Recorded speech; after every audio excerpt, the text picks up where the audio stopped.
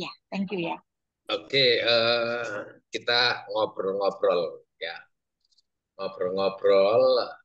Eh, Yehezkiel nanti bisa dibaca sendiri, tapi saya mau tunjukkan di Yehezkiel itu konteksnya. Yehezkiel mendapat satu penampakan. Hai anak manusia, kepadamu akan kuperlihatkan aneka kekejian. Dan kalau lihat atau membaca nanti di sana ditunjukkan ada kekejian-kekejian yang justru terjadi di bait Allah. Kekejian-kekejian yang mendatangkan cemburu Allah, mendatangkan eh, ketidaksukaan Allah. Apa yang dilakukan? Yang dilakukan dalam Yehezkiel itu orang-orang yang selama ini juga menyebut diri sebagai bangsa terpilih, suku-suku Yehuda, orang-orang yang selama ini sudah diselamatkan oleh Yahweh. Tapi yang terjadi apa? Bagaimana raja-raja itu justru membuat lukisan-lukisan yang menjijikkan di dinding bait Allah dan memujanya. Bagaimana itu wanita-wanita pada menyembah dewa kesuburan di pelataran bait Allah. Dan bagaimana itu imam-imam itu membelakangi mesbah tempat suci Allah dan menyembah matahari. Nah itu kalau mau digambarkan di Yehezkiel ini. Artinya kalau mau diambil satu kesimpulan, Allah itu tahu persis apa yang disembunyikan manusia. Allah tahu isi hati dan pikiran manusia. Allah juga tahu kepura-puraan manusia. Maka melalui Yehezkiel itu ditunjukkan bahwa selama ini orang-orang yang mengaku diri beriman ternyata juga berbuat menjijikkan, berbuat yang bertentangan dengan kehendak Allah, dan itu dilakukan dalam lingkup keagamaan di bait Allah. Dan kita menjumpai hal ini, bahwa banyak orang yang menutupi diri dengan kesalehan-kesalehan, tetapi perbuatan-perbuatannya justru menjauh dari kehendak Allah. Ini diketahui oleh Tuhan, dan Tuhan tidak berkenan.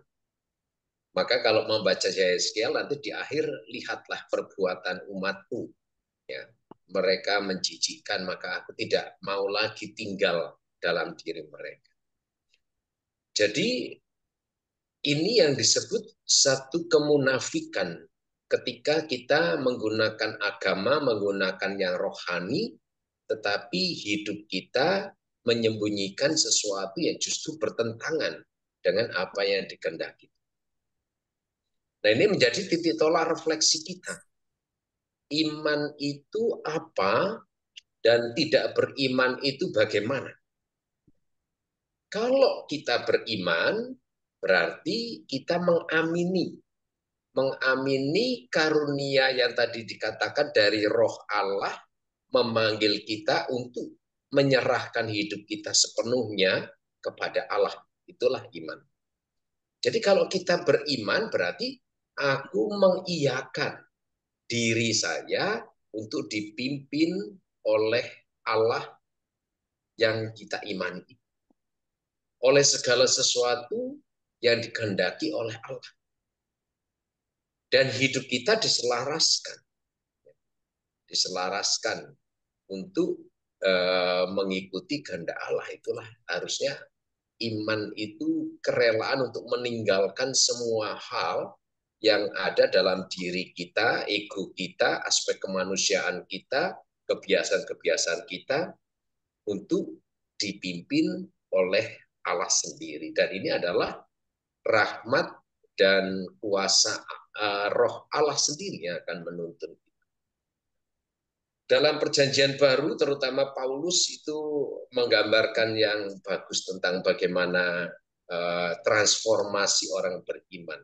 Orang beriman, Orang yang dikuasai oleh Kristus sendiri. Sehingga seperti Santo Paulus mengatakan, sekarang bukan lagi aku yang hidup, melainkan Kristus yang hidup dalam diriku. Atau Yesus sendiri menggambarkan orang yang beriman harusnya dia sudah mati manusia lamanya karena Kristus dan hidup baru oleh Kristus. Ini harusnya iman sejati. Tetapi dalam prakteknya kita melihat sampai saat ini bukan hanya umat Katolik, tetapi banyak juga orang-orang yang mengaku diri beriman, beragama, perbuatan-perbuatannya justru bertentangan dengan rencana dan kehendak Allah. Maka dari sisi ini, kita bisa menilai orang menyatakan diri beriman, tetapi praktek hidupnya tidak menunjukkan imannya. Dia mengaku diri orang beragama, orang beriman, orang bertuhan, tetapi banyak dalam praktek hidup justru perbuatan-perbuatannya menjauh, menyimpang dari rencana kehendak Allah. Meskipun bungkusnya adalah bungkus religi, bungkus kesucian atas nama agama. Tapi itu bukan sesuatu yang dikehendaki Allah. Karena yang dikehendaki Allah adalah keselamatan. Keselamatan untuk seluruh ciptaan, ke seluruh dunia, seluruh makhluk. Kita tahu bahwa Allah itu menciptakan segala sesuatunya baik adanya. Maka ketika dunia ini terancam hancur karena dosa, Allah justru mewahyukan dirinya menurut pengenalan manusia untuk mengembalikan seluruh ciptaan itu supaya tetap baik adanya, dan itulah yang disebut keselamatan. Yakinlah bahwa semua agama terarah pada keselamatan, pada kebaikan seluruh makhluk. Maka seringkali kita melihat, loh, kok ada orang mengaku diri beriman, beragama, tapi perbuatannya menghancurkan, merusak, memecah belah. Nah, ini diketahui persis oleh Tuhan bahwa ada manipulasi, ada kepura-puraan. Dan ini sudah ada sejak zaman Yesus. Kamu kritik Yesus kepada orang-orang Farisi dan Saduki. Kamu berdoa dengan suara keras-keras. Kamu pakai jumbai panjang-panjang, menyebut nama Tuhan, tapi hatimu jauh dariku. Apakah perbuatan ini yang berkenan kepada Allah? Tidak. Makanya Yesus selalu mengajarkan, lakukanlah segala sesuatu dipertanggungjawabkan dalam relasi personal kita dengan Allah. Karena Allah yang tersembunyi itu tahu persis motivasi yang ada dalam hati kita, pikiran-pikiran kita. Meskipun yang diucapkan lain. Kadang kita mengucapkan manis-manis, baik-baik, tetapi hati kita menyimpan yang jahat. Inilah yang disebut kemunafikan imani. Orang memakai jubah iman, tetapi dalam prakteknya justru jauh dari. Orang beriman, tapi prakteknya tidak beriman. Nah, ini satu hal yang patut menjadi kewaspadaan kita. Lalu, bagaimana kalau orang tidak beriman? Sama sekali tidak beriman, tidak mengenal Tuhan, dan dia hidup baik. Dulu, gereja meyakini bahwa gerejalah satu-satunya sumber keselamatan. Maka dulu ada prinsip sebelum Konsili Vatikan kedua. Extra ecclesia non salus est. Di luar gereja tidak ada keselamatan. Itu. Tapi setelah Konsili Vatikan kedua dinyatakan extra ecclesia salus est. Di luar gereja tetap ada keselamatan. Lalu kalau kita melihat itu dijabarkan dalam Lumen Gentium dan Ad Gentes, bangsa-bangsa yang tidak mengenal Kristus, tidak mengenal Tuhan, tetap bisa selamat. Karena keselamatan itu hak Allah, bukan hak satu agama. Dan gereja merumuskan orang di luar gereja, di luar orang-orang yang tidak beriman atau tidak beragama, tetap bisa selamat sejauh dia hidup jujur, benar mengikuti suara hati. Jadi selama hidupnya di tengah dunia ini, dia baik, benar, mengikuti suara hati, itu yang akan menuntun dia pada keselamatan. Hanya dia belum sampai pengenalan kepada Tuhan, sehingga tidak sampai mengenal Tuhan. Ini sisi yang kedua.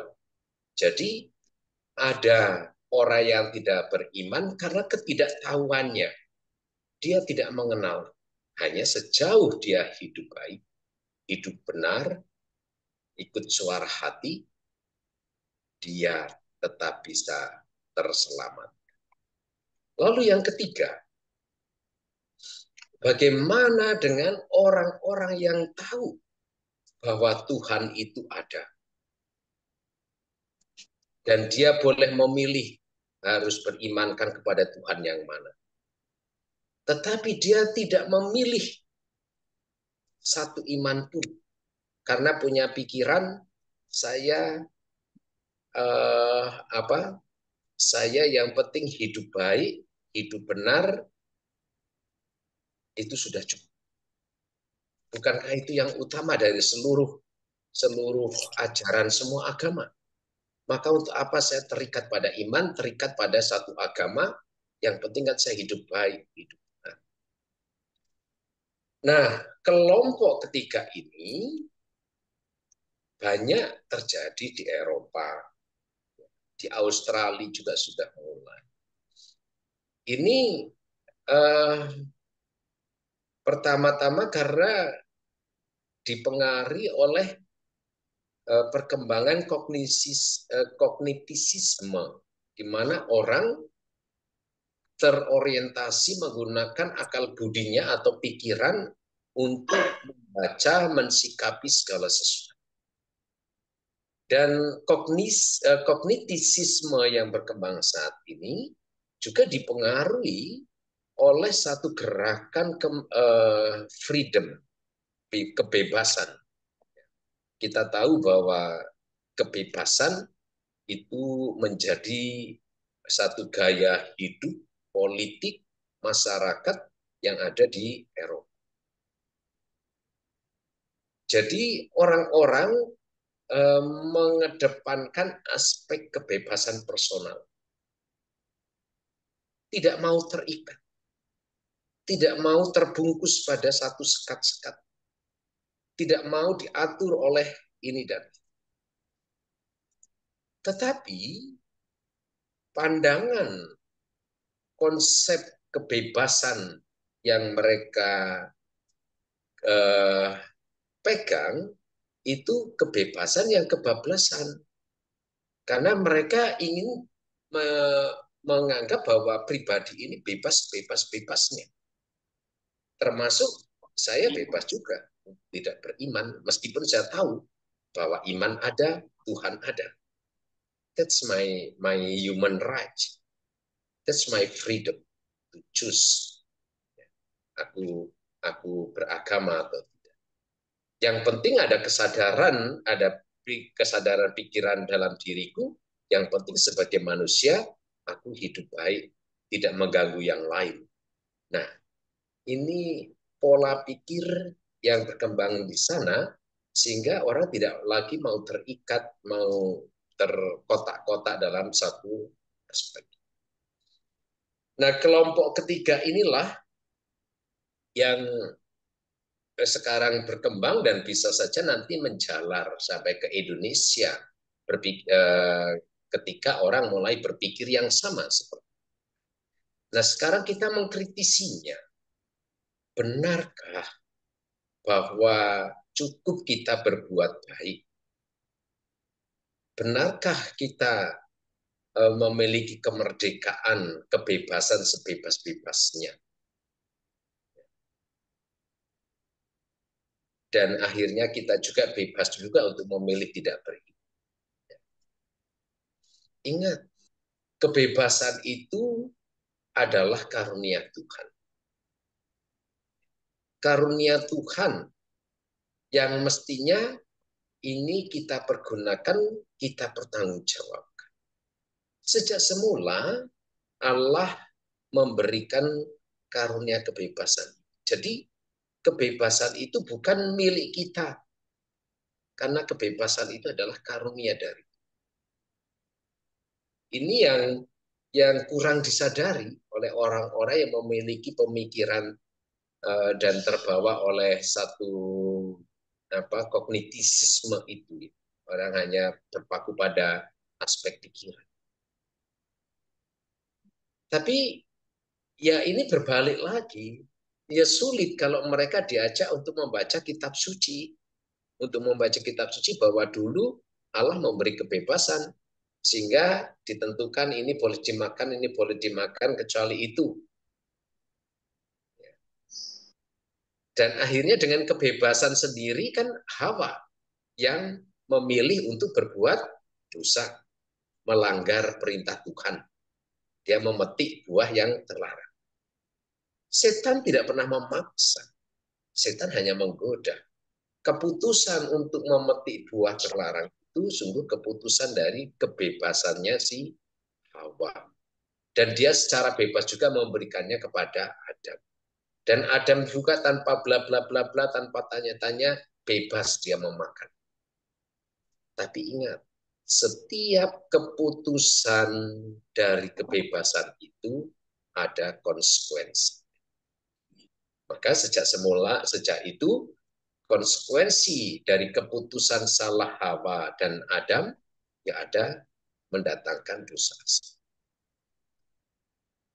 Kita juga bisa bertanya, mengapa iman tetap diperlukan? Karena iman itu adalah karunia Allah sebagai jalan bagi kita untuk kembali kepada Dia, Sang Pemilik hidup kita. Karena ini jalan, maka iman akan menjadi pegangan untuk selama hidup kita. Menjadi frame of life, bingkai kehidupan kita. Maka kalau kita tidak punya iman,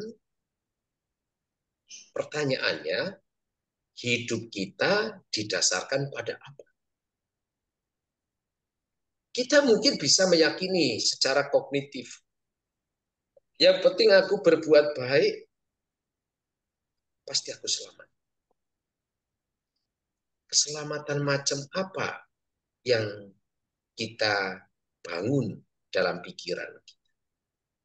Karena nggak ada keselamatan yang mendasari yang kita hidup.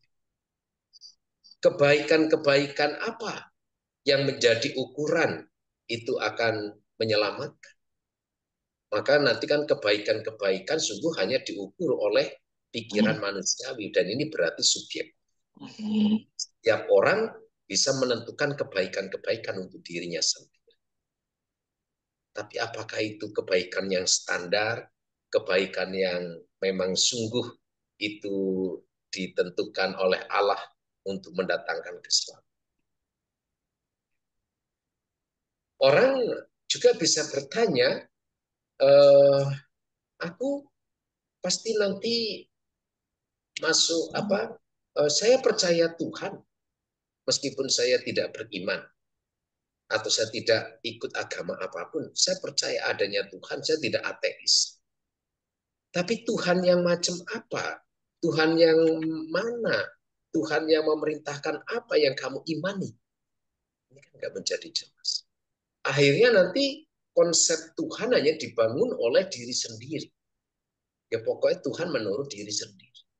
Tapi kan tidak ada nanti ketentuan Tuhan itu menghendaki apa, Tuhan itu berbicara apa supaya menuntun hidup kita. Akhirnya hanya pikiran-pikiran manusia itu yang terus bermain, yang menata hidup.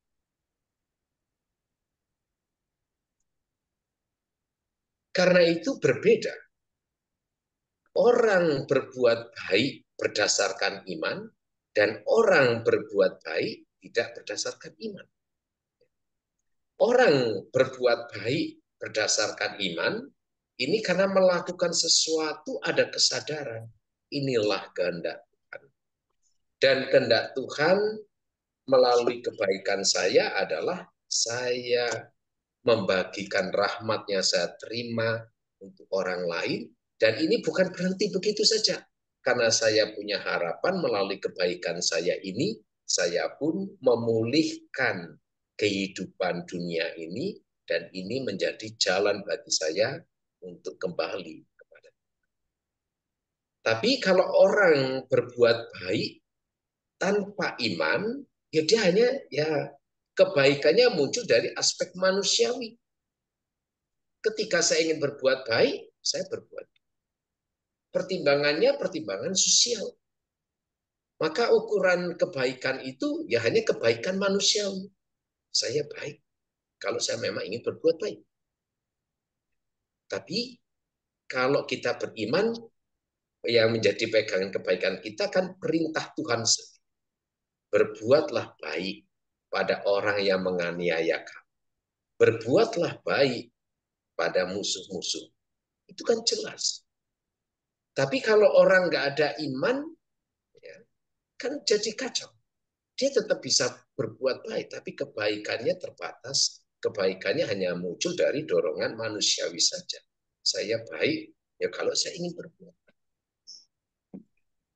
Dan ini hanya berhenti di situ, tidak memiliki aspek perjuangan yang lebih untuk berbuat baik meskipun harus menghadapi tantangan, dan tidak memiliki aspek harapan bahwa dalam kebaikan itu ini sebagai jalan bagi kita untuk menyiapkan kehidupan yang akan datang.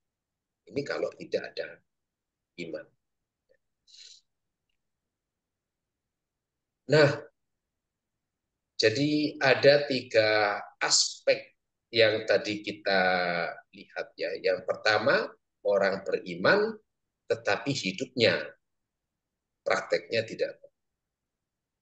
Yang kedua, orang tidak beriman karena dia tidak tahu. Belum sampai pengenalan tentang Allah, tetapi hidupnya baik, hidupnya benar, mengikuti suara hati, ini tetap bisa diselamatkan. Dan yang ketiga, orang yang tahu bahwa ada banyak jalan iman, ada banyak jalan mengenal Tuhan, tapi dia memilih untuk tidak beriman. Dengan prinsip yang penting saya hidup baik, tidak mengganggu orang lain. Nah, ini dipertanyakan. Lalu seluruh kebaikannya itu diarahkan untuk apa, untuk siapa. Dan kebaikannya hanya terbatas dalam ukuran manusia. Nah, sekarang kita mau melihat fenomen soal kebebasan. Kebebasan yang ada di berbagai negara yang kemudian menjadikan mereka tidak beriman. Hati-hati dengan konsep kita ini manusia yang bebas merdeka. Memang kita diberi kita manusia merdeka. Dan kemerdekaan itu bukan diri kita, tapi itu anugerah. Hak asasi ini adalah anugerah, bukan milik kita semata-mata. Tidak ada yang disebut kebebasan sebebas-bebasnya. Artinya kita mau berbuat apa saja tanpa halangan tidak bisa. Karena ketika manusia menjalankan kebebasannya sebebas-bebasnya, justru ini adalah jalan untuk bunuh diri. Jalan yang mencelakakan, jalan yang bisa menghancurkan dan membuat mereka. Misalnya gini, ya, di jalan raya, kan kita tidak bisa sebebas-bebasnya kan. Ada rambu-rambu, ada aturan. Bayangkan kalau sekarang di jalan raya orang diberi kebebasan sebebas-bebasnya, tidak ada aturan yang membatasi orang untuk melaju lebih cepat atau melaju duluan. Yang ada adalah kekacauan. Orang bisa saling tumbur.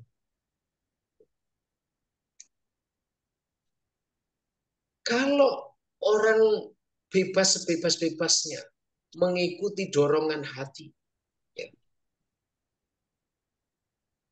menginginkan segala hal secara bebas, maka kan jadi kekacauan. Aku bebas memilih orang, aku suka dengan dia, padahal itu istri orang, diambil. Nah, ini kan terjadi kekacauan. Kan enggak. Dalam hidup ini tetap ada hal-hal yang membatasi kebebasan kita. Kebebasan kita diberikan dalam keterbatasan, bukan dalam kebebasan sebebas-bebasnya. Bukankah kita lahir juga tidak dalam kebebasan? Kita tidak bisa memilih lahir sebagai siapa, sebagai apa. Kita tidak bisa memilih lahir di tengah keluarga siapa, siapa orang tua saya. Kita juga tidak bisa memilih lahir sebagai laki-laki atau perempuan. Kita tidak bisa. Dari sini saja sudah menunjukkan bahwa sejak semula kita tidak sebebas sebebas-bebasnya. Sudah ada ketentuan-ketentuan. Dalam hidup kita juga sudah hidup dalam satu tatanan sosial masyarakat, tatanan politik yang semuanya mengatur. Kita hidup di satu negara, kita ikut aturan negara itu. Kita hidup di satu keluarga, kita hidup di aturan keluarga itu. Maka kita nggak ada. Kalau kita ini memiliki kebebasan yang sebebas-bebasnya tanpa batas, yang ada justru ini jalan menuju kebinasaan, kehancuran. Karena setiap orang hanya ukurannya diri sendiri. Hanya mengukur dengan hak dirinya sendiri, dan ini semakin memperbesar. Karena itu, orang-orang di luar negeri akan merasa tersiksa, terutama di Eropa, kalau kebebasan dirinya yang ia pahami sebebas-bebasnya itu mendapat kekangan. Kalau mereka berhadapan dengan aneka aturan-aturan, ritual-ritual, ritus-ritus, dan itu hanya terjadi dalam gereja, dalam agama-agama. Kamu harus begini, jadi kan gereja atau agama-agama atau iman itu kan mengatur dengan banyak hal. Nah, ini mengusik mereka, pikiran mereka. Ini enggak masuk di akal. Saya menjadi tidak bebas lagi. Dan ini yang membuat mereka memutuskan bahwa agama, aturan-aturan iman itu justru tidak mendatangkan ketenangan, tidak mendatangkan kebahagiaan, karena membatasi kebebasan human freedom, kebebasan manusia. Nah, apakah benar pola pikir itu? Enggak benar. Apakah karena kebebasan kita ini dibatasi, karena kita mengikuti aturan-aturan, itu akhirnya juga menjadikan hidup kita tidak bahagia dan eksistensi manusia kita terganggu.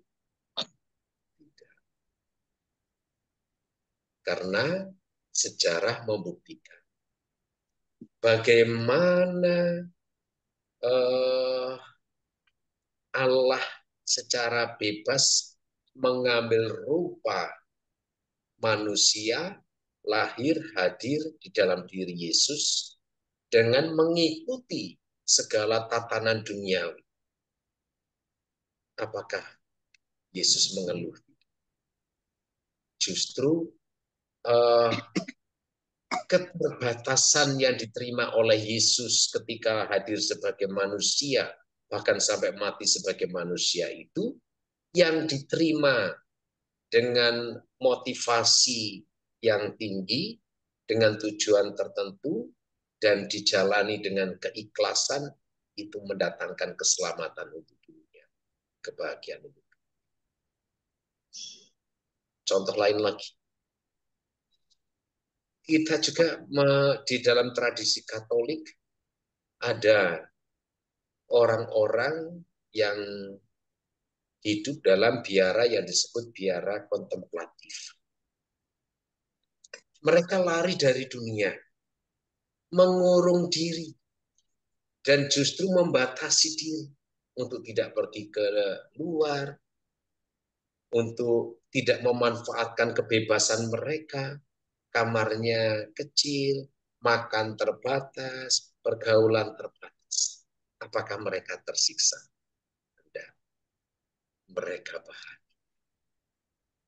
Meskipun mereka tidak menjalani kebebasan sebebas-bebasnya. Dan ini pilihan mereka untuk masuk dalam sel-sel biara, untuk mengikuti aturan-aturan biara, untuk mengikuti ketentuan-ketentuan. Dan mereka bahagia. Dan banyak orang-orang kudus yang dihasilkan dari sini. Mengapa? Mereka menerima itu karena cinta. Jadi kebebasan hanya akan bisa dipertanggungjawabkan dan hanya bisa membahagiakan ketika kita menjalaninya dengan cinta. Maka benar, hukum dasar utama kita murid Yesus adalah cinta. Karena dengan cinta kita merasa tidak terbebani, tidak merasa terkekang oleh segala aturan-aturan dan ketentuan Tuhan sendiri. Maka ketika kita mendengarkan perintah Tuhan, ini mestinya kita mendengarkan dengan cinta. Kecintaan kita pada Tuhan.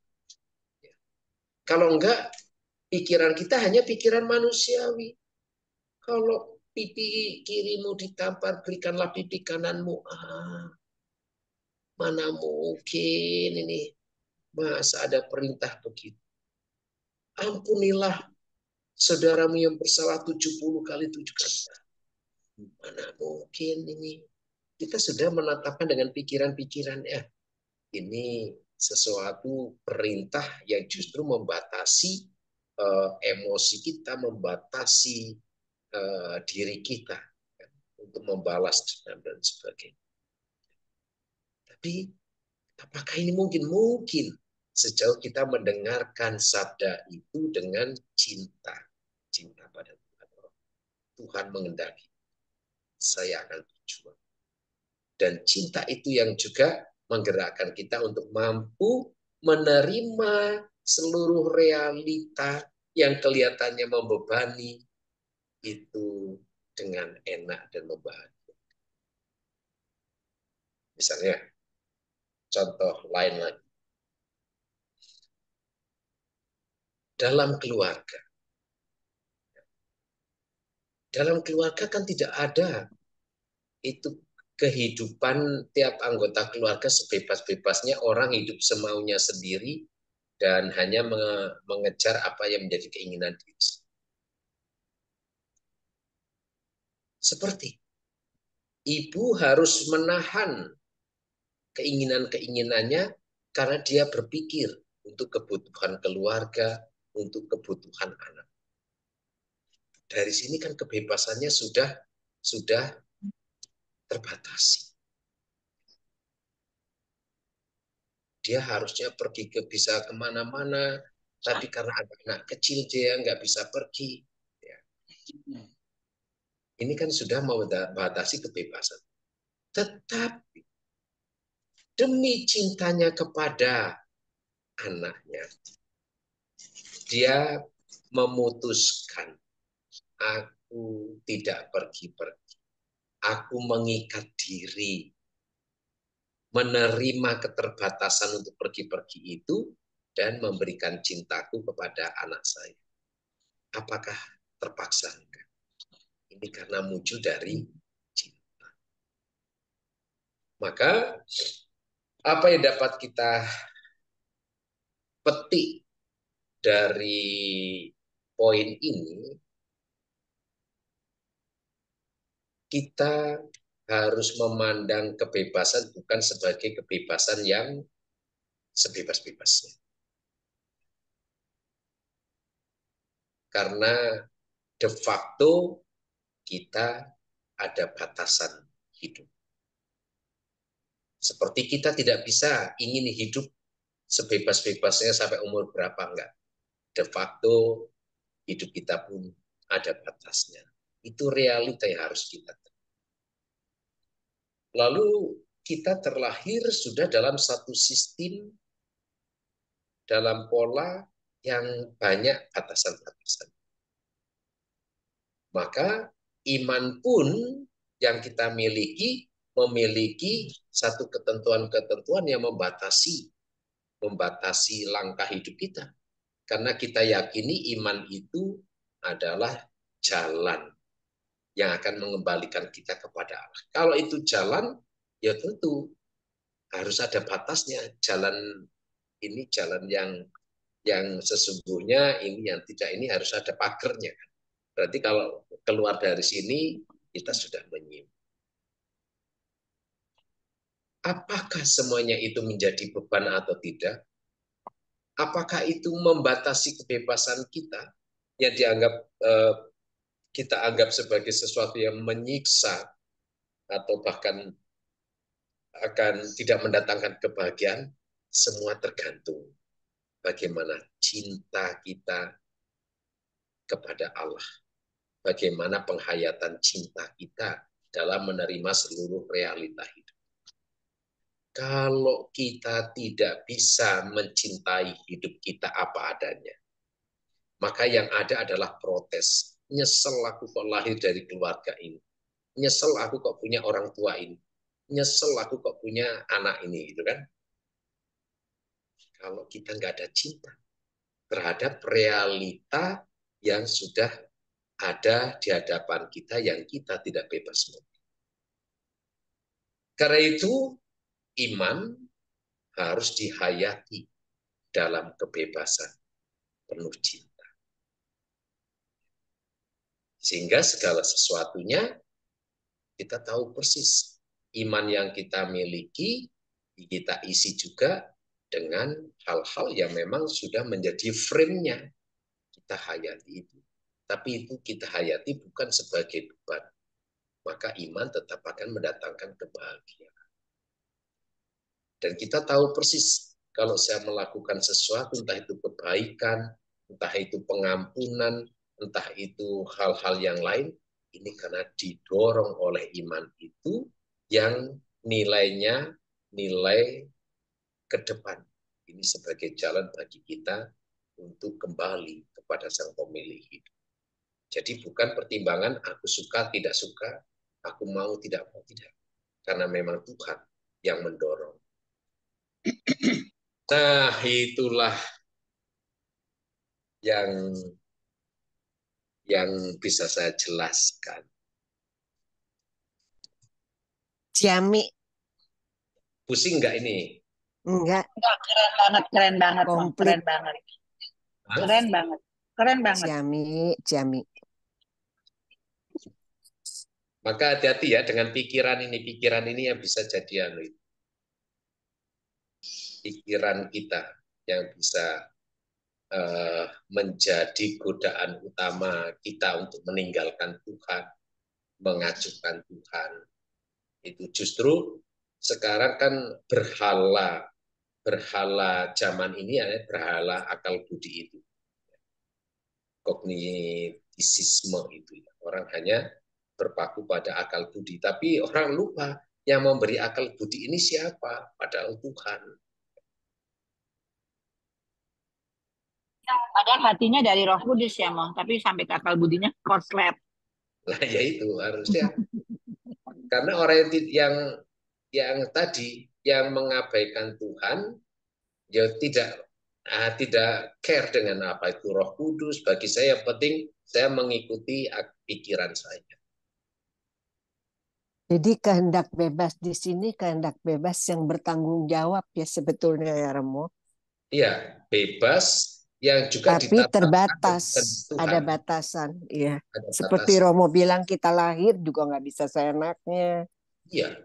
Punya aturan. Jadi saya ngerti sih. Orang-orang di Eropa kan tetap juga. Hanya mereka kan mengapa mereka bilang aku mau bebas, tidak mau terikat oleh agama, tidak mau terikat oleh aturan agama, saya tidak mau beragama, tidak mau beriman, meskipun saya tahu ada Tuhan. Gitu. Tapi coba dalam prakteknya kan pasti mereka juga terikat oleh aturan-aturan negara itu, dan mereka ikuti. Kan mereka nggak konsisten bahwa mereka sebenarnya tidak memiliki kebebasan sebebas-bebasnya. Ini hanya permainan pikiran mereka saja yang nggak mau repot.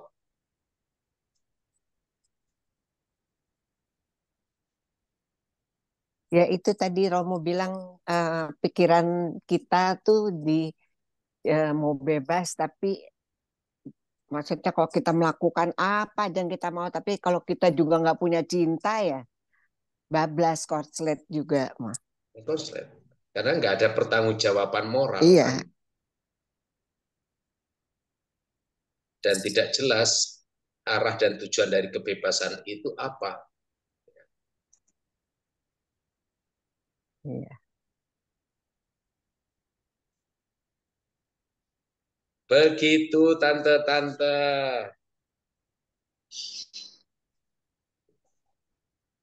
Iya, makasih, Mo.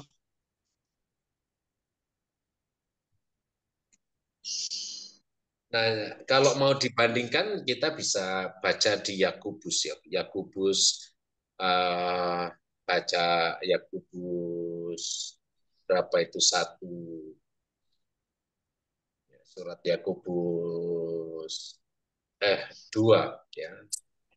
Kalau mau itu mulai dari ayat 14 sampai 18 Yakobus itu menekankan iman tanpa perbuatan mati. Artinya iman yang tidak kita hayati dalam kehidupan sehari-hari, yang tidak kita wujud nyatakan pun kosong. Tapi ini bisa dibalik juga. Perbuatan tanpa iman, yaitu tidak punya roh, nggak punya jiwa, ya kosong, mati juga. Ya kan? Perbuatan-perbuatan baik tanpa didasari iman, ini unmeaningful, nggak ada arti, kehilangan makna. Untuk apa kebaikan kita? Jadi Yakobus 2 ayat berapa, Mo? Yakobus 2 ayat 14 mungkin. Iya benar, ayat 14 sampai 26. Seterusnya sampai 18 bisa. Iya, iya. Iman tanpa perbuatan pada hakikatnya mati. Ini juga bisa dibalik. Perbuatan tanpa iman ya kosong dan mati. Iya. Nggak ada nilainya.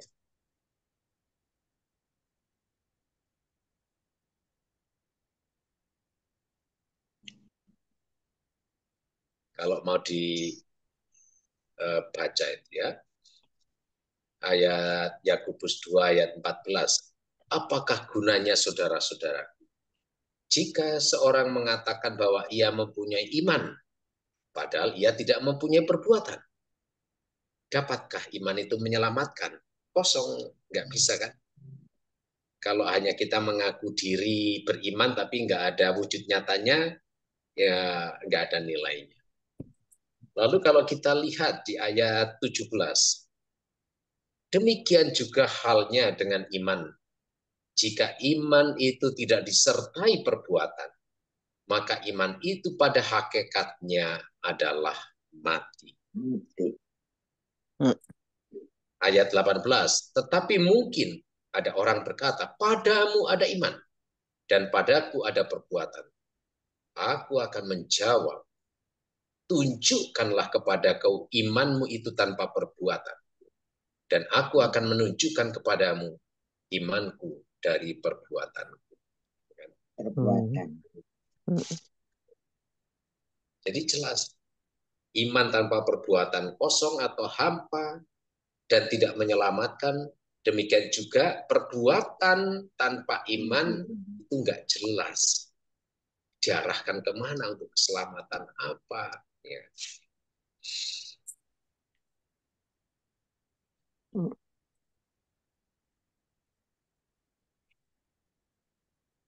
Begitu ada pertanyaan atau seri.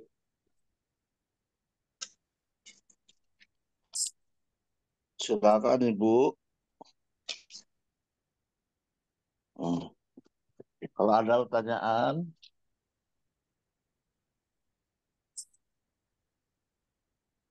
mungkin kita nggak sadar ya. Suaraku masuk nggak ya? Masuk ya? Masuk, Rek. Masuk. Masuk. Mungkin kita nggak sadar ya, sering kita lakukan. Kita tuh suka apa ya, beriman pada Yesus, tetapi kalau kita sedang bermasalah, kita kadang-kadang kalau merasa tidak ada jalan keluar, kita bukan mempercayainya ke Tuhan, tetapi ke tempat lain. Ya, padahal di tempat lain juga belum tentu ada jawaban ya. Lalu kita kembali lagi tetap bilang beriman kepada Tuhan.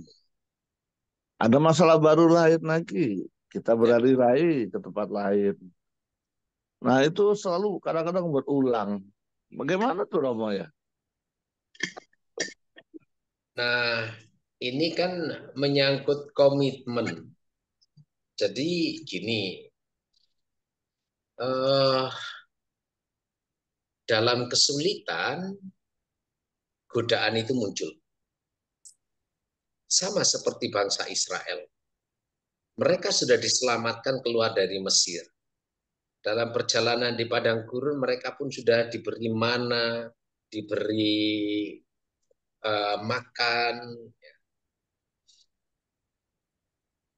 Tapi ketika satu saat mereka ditinggalkan oleh Musa, lama nggak ada kabar, mereka mulai ragu-ragu. Dan akhirnya muncul, ya udah, kita kan butuh sesuatu, kita harus punya Tuhan, kita harus tetap beribadah. Lalu larilah mereka dengan perbuatan yang justru menyimpang dari perintah Tuhan, yaitu dengan membuat patung, ya, patung lebu, anak lembu emas itu, dan disembah di situ. Demikian juga ketika mereka sudah sampai ke tanah terjanji, sudah hidup makmur, mereka berinteraksi dengan bangsa-bangsa lain. Akhirnya mereka juga nanti mendatangkan dewa-dewi dari bangsa lain dan dibuatkan kuil-kuil. Nah nanti ada itu nanti masalahnya, dan ini sudah terjadi sejak zaman Salomo dulu. Bagaimana Salomo mulai berdosa ketika dia mulai mengalihkan perhatiannya, tidak fokus lagi pada Tuhan, ketika dia mulai memperistri dari berbagai bangsa, dan istri-istri itu juga membawa dewa-dewanya, dibiarkan istri-istri itu membangun kuil-kuil di kerajaan dan ini mendatangkan murka. Ini dalam kehidupan kita kan demikian juga ketika kita beriman, ketika ada kesulitan sudah berseru pada Tuhan kok merasa belum dikabulkan. Nah, godaannya adalah lari ke tempat lain yang kita pandang di sana ada solusi, padahal di sana belum ada solusi. Belum tentu mendatangkan solusi, atau kita tidak tahu bahwa di sana manipulasi-manipulasi lain. Ingat, iblis itu bisa memanipulasi karena iblis itu juga bisa mendengarkan permintaan kita. Iblis itu juga bisa mengabulkan doa kita. Bisa memberikan apa yang kita inginkan. Iblis itu ya. Lihatlah, itu iblis punya kuasa itu ketika dia menggoda Yesus saat puasa di padang. Tunjukkan kuasamu. Nanti itu segala kuasa di bumi kuberikan padamu. Lihat, segala kemegahan di bumi ini akan kuberikan padamu asal kamu sujud padaku. Asal kamu menyembah. Yesus itu apa? Iblis itu juga bisa memberikan, mengabulkan doa.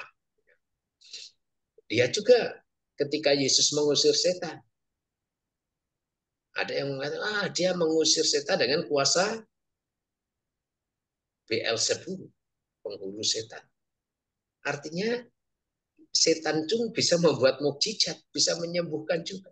Nah, ini yang harus hati-hati. Karena bisa saja hal-hal yang kita anggap mukjizat, penyembuhan, dan apa itu adalah manipulasi dari si jahat. Halus caranya menjebak kita. Bukan pada. Begitu ya, Rick ya? Iya, Mo. Iya. Mo. Saya nggak berpikir begini, Mo. Harusnya kita juga meneladani Yesus, Mo ya. Pada saat dia menghadapi masalah kematian, ya, siksaan di kayu salib, dia tidak meminta Tuhan supaya dia diselamatkan. Tetapi dia malah memanggil Tuhan. Mengapa engkau meninggalkan daku, Tuhan? Dia malah meminta Tuhan mendampinginya. Bapak. Iya. Berarti itu sama juga seperti Ayub ya, Romo ya. Dia ngasih tahu semua masalah dia. Tetapi bukan dia minta Tuhan supaya dia punya masalah ini bisa berlalu. Dia malah bilang, aku rindu akan Tuhan. Mungkin itu ya, dibilang iman itu tanpa syarat, Mo ya. Iya, iman itu berserah sepenuhnya pada Tuhan dalam segala situasi. Ayub itu juga teladan orang beriman. Coba, saya kira bacaan pertama hari ini ya tadi, kan? Iya. Dari Ayub atau apa ya? Dari Yesaya. Yang atau kapan? Nah, itu Ayub yang apa? Aku lahir telanjang, aku pulang juga telanjang. Segala sesuatu diberi oleh Tuhan. Kalau Tuhan memberikan yang baik, mengapa saya juga menolak kemalangan yang memang kalau itu diberikan oleh Tuhan, itu kan? Dan terpujilah nama Tuhan. Dia tetap memuji Tuhan, tidak mengutuki, tidak itu terserah. Dalam seluruh peristiwa hidup yang sangat berat, semua diambil dari Ayub itu kan, termasuk kesehatan. Lalu Abraham itu juga menjadi teladan orang beriman, bapak orang beriman. Mengapa? Dia dipanggil untuk membawa satu bangsa yang besar. Padahal dia nggak tahu, dulu belum ada Google Map itu arahnya kemana. Musa juga disuruh membawa bangsa ini, belum ada Google Map. Tapi mereka percaya akan tuntunan Tuhan. Dan dalam perjalanan kan banyak kesulitan-kesulitan yang terjadi. Tapi mereka tetap setia. Tuhan pasti akan menuntun mereka menghantar ke tanah berjanji. Itulah iman. Dan ini kita hanya bisa memiliki iman yang sejati kalau kita punya cinta yang murni kepada Tuhan. Kalau nggak ada cinta, seluruh perintah Tuhan dan penghayatan hidup iman kita pandang hanya sebagai beban atau sesuatu yang memberat.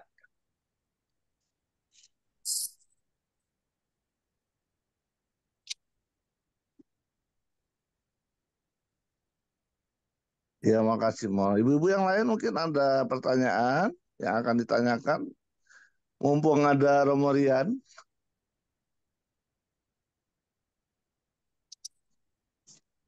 Ya, saya ini sedang di Lampung ini.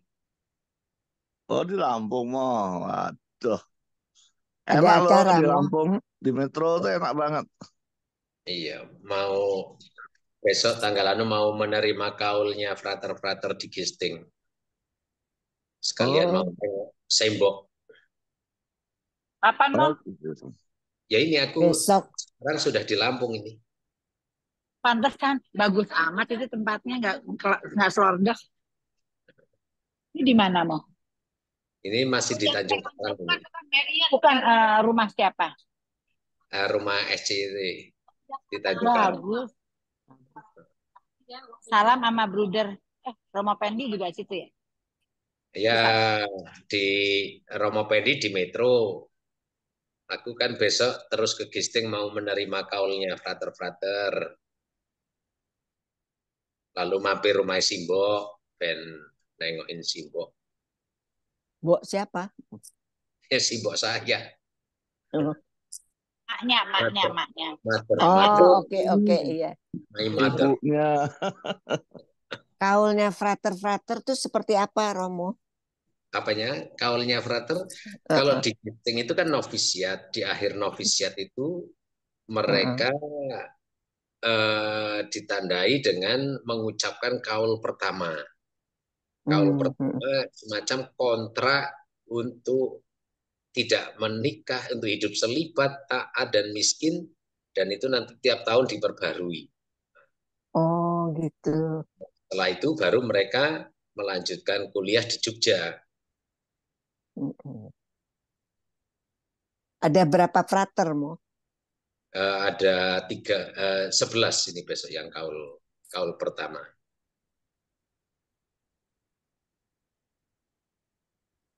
Biasanya 11-11-nya lewat, Mo? Lewat atau enggak maksudnya pada pengulangan? Dalam perjalanan nanti ada seleksi alam, ya kan? Karena setelah kaul pertama ini untuk kuliah mereka masih sekitar butuh waktu 7 tahun lagi sampai jadi Romo. Oh. Jadi saya dulu waktu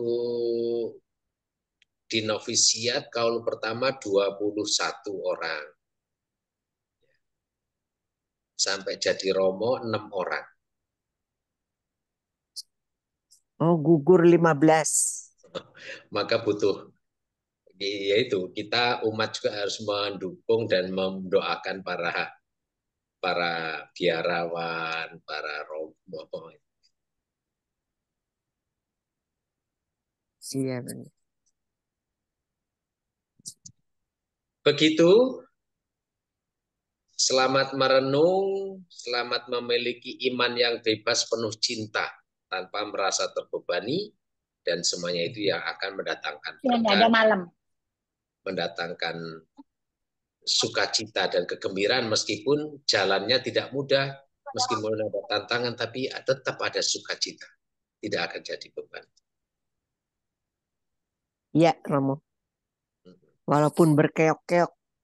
Iya, tapi jalani penuh kebebasan dan penuh cinta. Itu akan mendatangkan rahmat, dan yakinlah jalan itu yang akan mendatangkan keselamatan kekal. Karena hidup kita bukan hanya di dunia ini. penderitaan pun penderitaan yang menjadi bagian dari penghayatan iman itu. Ya, Makasih Romo, lengkap makasih dan banyak. jadi Mantep. ngerti. Jadi ngerti. Mm-mm. Ya, bagaimana? Kita tutup aja, kita tutup. Oke. Gue lagi Silakan, di Romo. nona nih, Rek. Gue lagi Oh di iya. nona nih. Minta aja dia tuh ke PIM. Gue mau ke PIM sih. Romo boleh minta doa dan berkatnya sekalian, Mo? Yuk kita berdoa. Dalam nama Bapa dan Putra dan Roh Kudus. Amin. Amin. Ya Allah, kami bersyukur karena anugerah iman yang Kau tanamkan dalam diri kami, sehingga kami memiliki jalan yang akan menghantar kami pada keselamatan, memiliki jalan untuk kembali kepadamu dalam kesatuan kekal kelak, memiliki jalan bagaimana kami menghayati hidup ini. Semoga kami tetap berpegang teguh pada iman itu, menghayati iman ini dengan kebebasan sebagai anak-anak-mu dan penuh cinta kepada Engkau. Sehingga segala sesuatu yang menjadi konsekuensi dari iman kami tidak kami pandang sebagai beban, melainkan sebagai persembahan diri kami untuk setia mengikutimu. Dan segala tantangan kesulitan hidup tidak lagi merisaukan hati kami, tidak menjadikan kami berpaling darimu, tapi justru itu menjadi jalan yang membahagiakan karena kami boleh turut bersatu bersama penderitaan Kristus.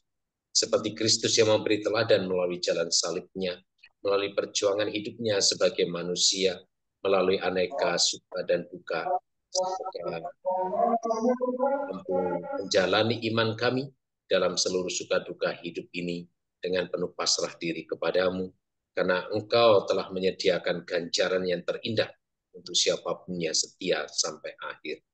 Anugerahilah kami selalu sukacita dan kebahagiaan bersama keluarga kami dalam seluruh situasi hidup kami. Terpujilah ya Allah, kini dan sepanjang masa. Amin. Amin. Kita semua Amin. senantiasa dilindungi, dibimbing, dan dilimpahi berkat Allah yang Maha Kuasa Bapa, Putra, dan Roh Kudus. Amin. Amin. Makasih, Romo. Terima kasih, Romo, Romo. Risa, Riki. Terima kasih, Romo. Terima kasih.